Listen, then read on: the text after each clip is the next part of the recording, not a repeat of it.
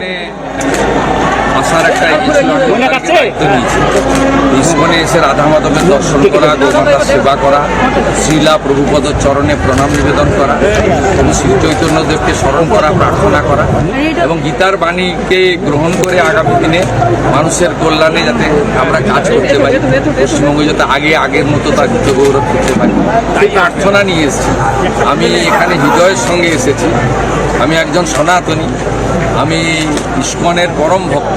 আমি শ্রীলা প্রভুপদ গোটা পৃথিবীব্যাপী হরে কৃষ্ণ মন্ত্র, প্রভু শ্রী জগন্নাথ দেবের রথযাত্রা, তিনি একমাত্র ব্যক্তি গোটা পৃথিবীতে ছড়িয়ে।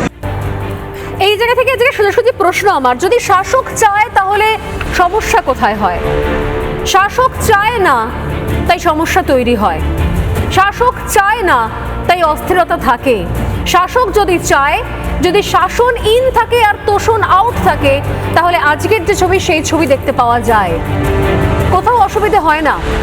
রাজ্যের মুখ্যমন্ত্রীকে নিজের ধর্ম ছেড়ে নিজের ধর্মকে গালিগালাজ করে নিজের ধর্মের প্রতি বিদ্বেষ, সেখানে সেই বিদ্বেষকে সেই ছড়িয়ে দিয়ে, বিদ্বেষ পোষণ করে, অন্যের ধর্মের আচার ব্যবহার সেগুলোকে অনুকরণ করে ভোট ব্যাংকের রাজনীতি না করলেও ক্ষমতায় আসা যায়, টেকা যায়, উন্নয়নের কাজ করা যায়।